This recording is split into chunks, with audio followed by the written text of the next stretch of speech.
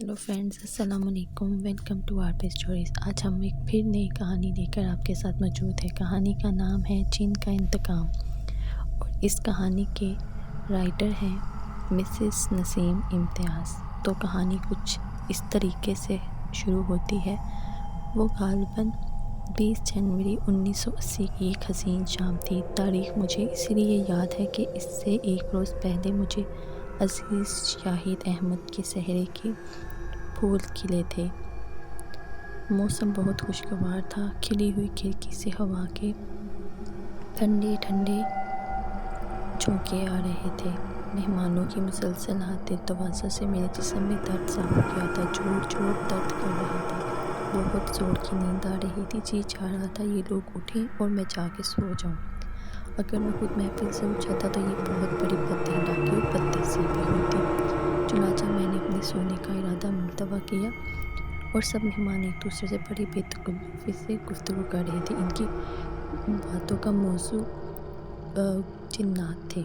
एक साहब बड़े जोश व खरोश के साथ किसी जिन का वाक़या सुना रहे थे। ये वाक़या इंतहाई फ़ज़ूल था और मेरी दिलचस्पी बिल्कुल भी नहीं थी, इसीलिए इनकी बातें सुन लेता, फिर इधर उधर देखने लग जाता। इन हज़रात का किस्सा तवील होता जा रहा था और किसी तौर पर ख़त्म होने पे आ ही नहीं रहा था। दूसरे लोग होंकों की तरह मुँह फाड़े हैरत और अजीबोगरीब दिलचस्पी से इनकी गैर दिलचस्प बातें सुन रहे थे। मैंने सोचा मुमकिन है इनका किस्सा सारी रात ना ख़त्म हो, क्यों ना माक़ूलात किस्म की बातें की जाए या बात ही बदल दी जाए। चुनांचे जैसे ही वो सांस लेने के लिए रुके तो मैंने पूछा, भाई साहब, भूत की शक्ल कैसी होती है? उन्होंने चौंक कर मेरी तरफ देखा, मेरे लहजे की चुभन को महसूस किया और बोले, बहुत खौफनाक शक्ल होती है। मैंने चेहरे पे खौफ के तासुरात तो लाते हुए कहा, मैंने सुना है उनकी धुन भी होती है। उन्होंने नफ़ी से सर को हिलाया और कहा, तुम नहीं, सींग होते हैं।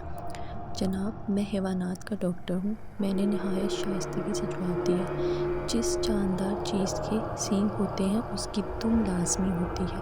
अलबत्ता दुम सींग के बगैर भी हो सकती है, जैसे गधे, ऊँट वगैरह। गधे के सर से सींग गायब होने का मुहावरा हमने सुना है, मगर भूत की दुम गायब होते कभी नहीं देखी। वो साहब बड़े अजीब अंदाज से मेरा मुंह देखने लगे और महफिल में शरीक लोग हंस पड़े। एक कोने में एक आरामदेह कुर्सी पर एक नॉर्मल लड़का बैठा था।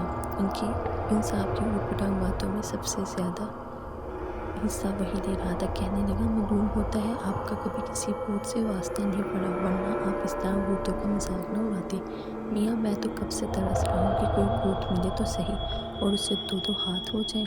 मेरा जवाब सुन के एक दूसरा शख्स कहने लगा, ऐसे अल्फाज कभी मुँह से नहीं निकालने चाहिए। तुम्हारी बातों से साफ ज़ाहिर होता है कि भूत जिन्नात पर तुम्हारा कोई यकीन नहीं।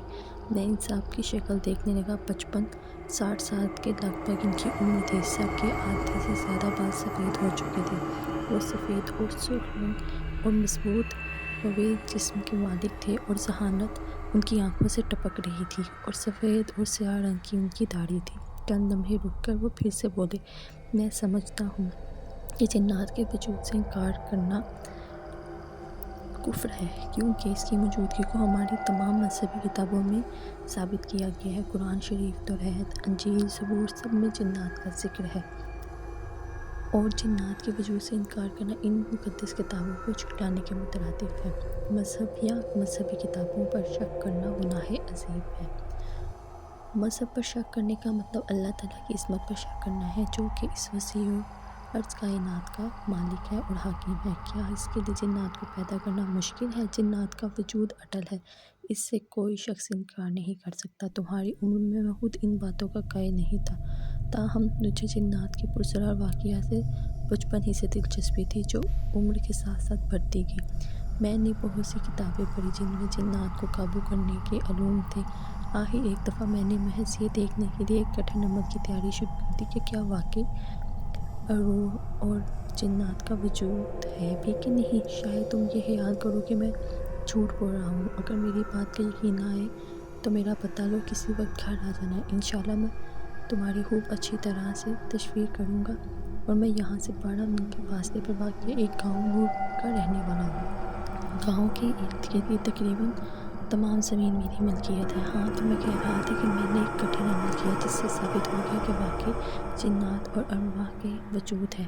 جب میں ان کے وجود پر یقین آ گیا تو میں نے جنات کی تصویر کے اوپر عبور حاصل کرنا شروع کر دیا اور جلد ہی اس قابل ہو گیا کہ اپنی روحانی علم کی روشنی میں ارد گرد پھیلی ہوئی تاریکی میں دیکھ سکوں، اور پھر جب لوگ میری علم کی بدولت میرے پاس آنے لگے تو میرے نام کی شہرت دور دور پھیل گئی۔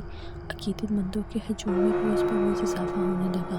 اب تک جنات کے سینکڑوں کیس میرے پاس آ چکے ہیں۔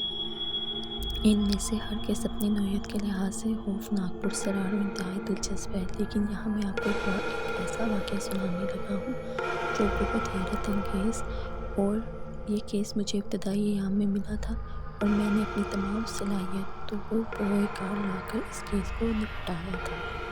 اور وہ کیس کیا تھا یہ ہمیں پتہ چلے گا نیکسٹ ایپیسوڈ میں۔ تب تک کے لیے آپ چینل کے ساتھ بنے رہیں اور اس چینل کو لائک شیئر سبسکرائب ضرور کریے گا، اور جو اس سے پہلے کہانیاں گزر چکی ہیں اس کا لنک ڈسکرپشن باکس میں آپ کو مل جائے گا۔ تب تک کے لیے اللہ حافظ، اور بیل آئیکن کو پریس کرنا مت بھولیے گا۔ اللہ حافظ۔